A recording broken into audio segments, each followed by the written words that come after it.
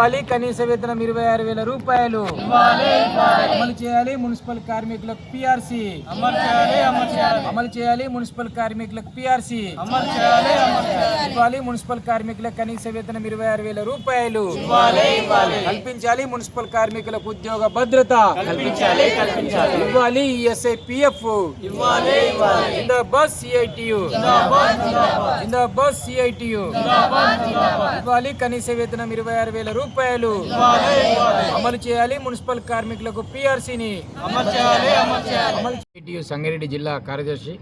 తెలంగాణ రాష్ట్ర వ్యాప్తంగా మున్సిపల్ పరిధిలో పనిచేస్తున్న కాంట్రాక్ట్ కార్మికులకు కనీస వేతనం పెరుగుతున్న ధరలకు అనుగుణంగా 26,000 రూపాయలు ఇవ్వాలని, ఇప్పుడు ప్రభుత్వ ఉద్యోగులకు ఏ విధంగా అయితే పిఆర్సీని అమలు చేస్తూ ఉన్నారో మున్సిపల్ కార్మికులకు పిఆర్సీ అమలు చేయాలని చెప్పేసి ఈఎస్ఐ పిఎఫ్ ఉద్యోగ భద్రత గ్రాట్యుటీని కూడా మున్సిపల్ కార్మికులకు అమలు చేయాలని చెప్పేసి సిఐటియు ఆధ్వర్యంలో నిన్న ఈరోజు 2 రోజుల పాటు అన్ని మున్సిపల్ కార్యాలయాల్లో డిలే నిరాహార దీక్షలు జరుగుతూ ఉన్నాయి.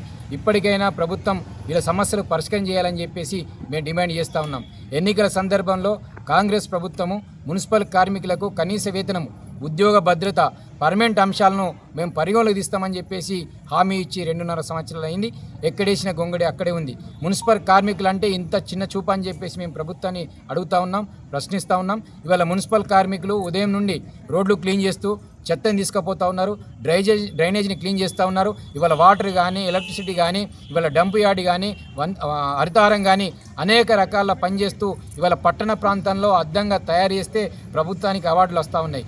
ఊరు పెద్ద ఊరు గొప్ప పేరు చిన్న అన్నట్టు పద్ధతిలో ఇవాళ పనిచేస్తున్న కార్మికులకు మాత్రం కనీస వేతనాలు లేవు. ఇవాళ కార్మికులు వేతనాలు పెంచాలని చెప్పేసి అడిగితే ఇప్పటిదాకా వేతనాల పెంపు కోసం ప్రభుత్వం ఆలోచన చేయట్లేదు. ఇది సరైంది కాదు. అందుకే ప్రభుత్వము మున్సిపల్ కార్మికులకు హామీ ఇచ్చిన దాని ప్రకారం వెంటనే కనీస వేతనాలు పెరుగుతున్న ధరలకు అనుగుణంగా 26,000 రూపాయలు ఇవ్వాలని చెప్పేసి మేము డిమాండ్ చేస్తూ ఉన్నాం. ఈఎస్ఐ పిఎఫ్ అమలు చేయాలి, ఉద్యోగ భద్రత కల్పించాలి. ఇక్కడ కొంతమంది హరితారంలో పనిచేస్తూ ఉన్నారు.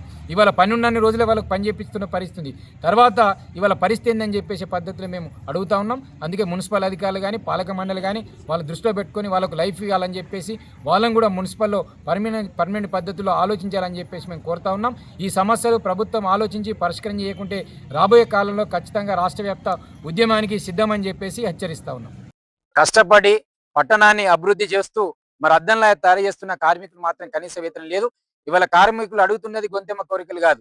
ఇవాళ కార్మికులు అడుగుతున్నది ప్రభుత్వం ఆస్తి కాదు. ఇవాళ మేము ఉదయం నుంచి సాయంత్రం దాకా పారిశుద్ధ పనులు చేస్తున్నప్పుడు మా బతుకుల కోసం, మా కుటుంబాల కోసం, మా జీవితాల కోసం ఎందుకు అడగరని చెప్పేసి అడిగితే ఇవాళ మీ హామీ చేస్తున్నాం. ఖచ్చితంగా మేము అధికారులకు వస్తే మీ జీవితాలు, మీ బతుకులు మారుస్తాం, కనీస వేతనాలు ఇస్తామని చెప్పేసి కాంగ్రెస్ ప్రభుత్వం చెప్పింది.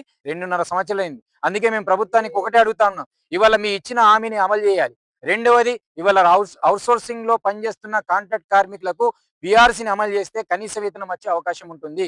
గతంలో మేము ఫస్ట్ పిఆర్సీని ఇవ్వాలని చెప్పినప్పుడు జియో 60 ప్రకారం వేతనాలు ఇస్తామని చెప్పారు. ఇప్పుడు జియో 60 ప్రకారం వేతనాలతో పాటు కనీస వేతనము, పిఆర్సీని అమలు చేయాలి.